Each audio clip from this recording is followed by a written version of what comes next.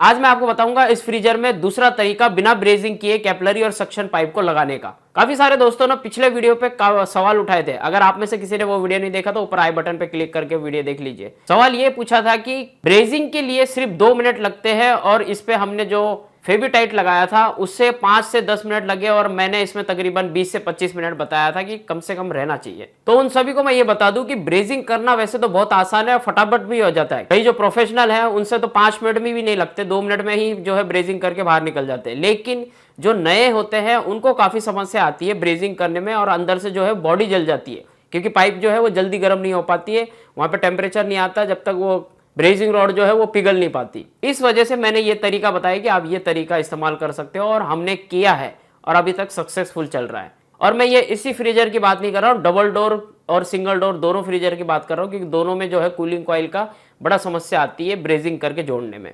किसी किसी में तो बहुत आसान होता है जोड़ना, मिनटों में जुड़ जाता है, लेकिन कई बार जो है पाइप नहीं खींच पाती है और कई बार जो पाइप बिल्कुल अंदर से भी फिक्स रहती है तो वो ऊपर नहीं आती, तो हमें ब्रेजिंग करने में काफी समस्या आती है ऐसे जगह पे। तो वीडियो में आगे बढ़ने से पहले मैं आपको बता दूं कि अब आप हमारे वीडियो देख करके 5,000 रुपए तक का अमेजॉन कैश कमा सकते हैं। आपको नहीं पता कैसे, तो ये वाला वीडियो है, इस वीडियो की लिंक ऊपर आई बटन में भी दे रखी है, नीचे डिस्क्रिप्शन बॉक्स में भी दे रखी है, वहां पे क्लिक करके आप इस वीडियो को देखिए, पूरा देखिए, अच्छे से देखिए, तभी आपको समझ में आएगा। और जिन दोस्तों को पता है कि वीडियो देख करके अमेजॉन कैश कमाते हैं तो उनसे सभी से गुजारिश करूंगा कि जिन दोस्तों ने अमेजॉन कैश प्राप्त किया है नीचे कमेंट करके जरूर बताइए, ताकि औरों को भी पता चले और वो भी आपसे प्रभावित हो। तो चलिए फटाफट देखते हैं हम।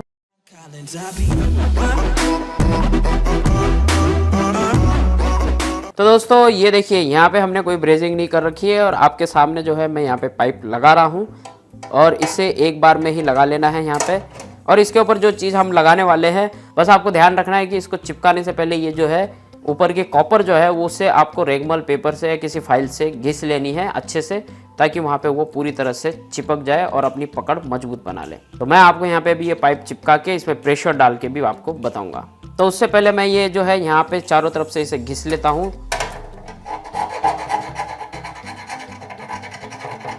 तो देखिए ये हमने इसको पूरी तरह से घिस दिया है। अब इसके अंदर में हम ये पाइप डाल देते हैं, जितना हो सके उतना टाइट डाल दीजिए और ये कैपिलरी जो है आराम से पूरी चली जाएगी, लेकिन हमें इतना ही डालना है, बस ये हमने डाल दिया। अब मैं आपको बताता हूँ यहाँ पे क्या लगाना है। तो हम लगाने वाले हैं यहाँ पे एम-सील, जो कि आपको हर हार्डवेयर की दुकान पे मिल जाती है। और ध्यान से देखिए ये एम-सील कौन सी है, ये वाइट इपॉक्सी पुट्टी है, ये मतलब कि सफ़ेद कलर की ये एम-सील है और यही एम-सील इसके ऊपर लगेगी। अगर आप ब्लैक कलर की एम-सील लगाने की कोशिश करेंगे तो वो यहाँ पे सक्सेसफुल नहीं होती है। वो यही एम-सील है जो यहाँ पे लगाने के बाद में पूरी तरह से इसको जकड़ लेगी, इसलिए हमें यहाँ पे ये वाइट कलर की ही एम-सील लगानी है। और ये इतना सा डब्बा जो एम-सील का है ये सिर्फ 20 रुपए में मिलता है, आप सभी को पता है, हार्डवेयर की दुकान पे मिल जाता है बड़े आराम से। तो चलिए मैं इसे खोल के इसे किस तरह से मिक्स करना है आपको शायद काफ़ी सारे दोस्तों को पता ही होगा, लेकिन फिर भी मैं आपको बताने वाला हूँ। इसमें भी 2 चीज़ें आती है, जिसमें एक हार्डनर होता है। देखिए अगर इस पैकेट के अंदर देखेंगे तो यहाँ पे लिखा हुआ है ये हार्डनर है जो कि एम-सील को सुखाता है, और ये है इसकी एम-सील जिसे हम रसायन भी बोलते हैं। तो ये और ये बराबर लेके इसको मिक्स करना है और इसके ऊपर लगा देना है। तो चलिए मैं इसे खोल देता हूँ। इसे हमने इतना लिया है। हार्डनर अगर थोड़ा सा ज़्यादा भी ले लेंगे तो कोई बात नहीं, लेकिन जल्दी सूख जाएगा। तो इन दोनों को अब मिक्स करना है।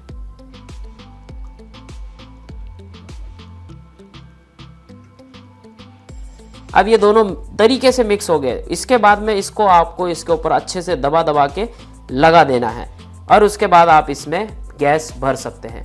तो आप ध्यान से देखिए, मैंने यहाँ पे कोई ब्रेजिंग नहीं कर रखी, यहाँ पे मैंने कोई ब्रेजिंग नहीं कर रखी, क्योंकि काफ़ी सारे दोस्तों ने मुझसे बोला कि आपने पहले ही ब्रेजिंग कर दी और उसके ऊपर जो है फेविटाइट चिपका के दिखा दिया। तो चलिए मैं इसे यहाँ पे लगाता हूँ। हम सबसे पहले इस बड़े वाले एक सक्शन लाइन के ऊपर लगाते हैं इसे, और ध्यान से देखिए कि इसे अच्छी तरीके से लगा लेना है। जितना हो सके उतना आपको यहाँ पे इसे टाइट कर लेना है।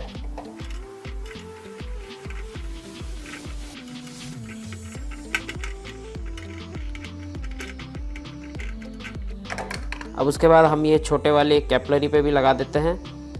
ये मैंने थोड़ी सी ज़्यादा ले ली, लेकिन आप जो है आपके काम के अनुसार ले लीजिए। अब ले ली तो मैं पूरी ही लगाऊंगा इसमें।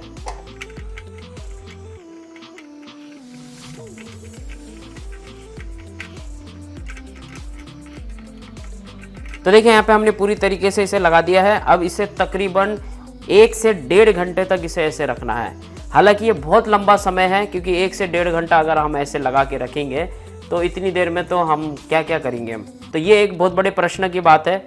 लेकिन अगर जिनको ब्रेजिंग नहीं आती, ये तरीका सिर्फ उनके लिए है, और जिनको ब्रेजिंग आती है मैं उनको यही रिकमेंड करूँगा कि ब्रेजिंग करिए।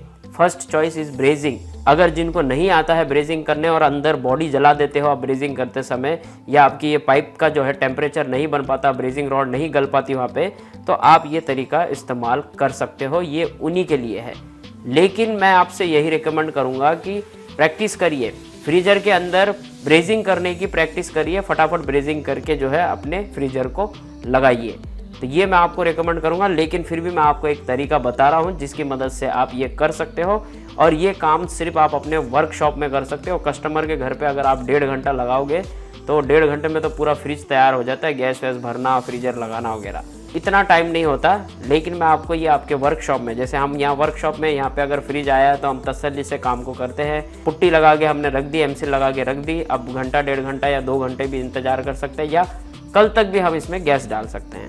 तो ये होता है वर्कशॉप में फ़ायदा। बाकी कस्टमर के घर पे जाने के बाद में तो जो है सारा काम हमें फटाफट करना होता है, तो उसके लिए आप ब्रेजिंग की जो है प्रैक्टिस कर सकते हो। तो चलिए अब इससे हम जो है तकरीबन 1 घंटे का इंतज़ार करेंगे इसे टाइट होने का, तब जाकर के ये पूरी तरह से पत्थर की तरह टाइट हो जाएगा और इसे जकड़ लेगा आपस में। और उसके बाद में हम इसमें प्रेशर डाल के देखेंगे कि ये प्रॉपर लगता है या नहीं लगता। हालांकि ये प्रॉपर लगता है, मैंने पूरा चेक किया हुआ है, मेरा पूरा एक्सपीरियंस है। लेकिन आपको मैं इसमें प्रेशर डाल के दिखाऊंगा, जिससे आपको विश्वास हो जाएगा कि हाँ ये सक्सेसफुल है। तो चलिए अब 1 से 1.5 घंटे का इंतजार करते हैं और हम वीडियो को यहीं पॉज करते हैं। मैंने यहाँ पे कोई ब्रेजिंग नहीं करी। जैसी चीज़ आपको यहाँ पे नज़र आ रही है स्क्रीनशॉट ले लीजिए, और दोबारा जब हम रिकॉर्डिंग चालू करेंगे तो यहीं से ही चालू होगी। तो दोस्तों देखिए अब ये बिल्कुल जो है पत्थर बन चुका है। अब मैं इसे दबा रहा हूँ तो बिल्कुल नहीं दब रहा, और ये देखिए मैं ऐसे ऐसे पकड़ के यूँ हिलाता हूँ तो ये ऐसे ऊपर नीचे हो जाएगा। ये देखिए ये बिल्कुल टाइट हो चुका है और मजबूत हो चुका है। और अब हम जो है यहाँ से इसमें अब प्रेशर डालेंगे इस कंप्रेसर की मदद से, और चेक करेंगे कि इसमें प्रेशर रुकता है या नहीं, या लीक हो जाता है। तो हालांकि ऐसा होता नहीं है, लेकिन मैं आपको करके दिखा रहा हूँ। तो ये है हमारा गेज मीटर, और इसे हम यहाँ लगा देते हैं, इसे हम यहाँ लगा देते हैं। देखिए ये है डिस्चार्ज लाइन, और ये हमने यहाँ लगा दिया। अब यहाँ पे हम जो है प्रेशर डालेंगे। ठीक है, इस वॉल को मैं पहले खोल देता हूँ, और उसके बाद जब प्रेशर डालेंगे इसे बंद कर देंगे। तो ये देखिए ये इसमें प्रेशर जा रहा है, और 100 तक जाने देंगे, और उसके बाद हम इसे बंद कर देंगे।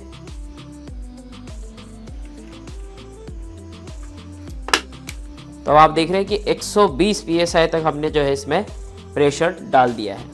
तो आपको नज़र आ रहा होगा 120 psi तक हमने इसमें प्रेशर डाल दिया है, और लीकेज जो है यहाँ पे बिल्कुल भी नहीं है।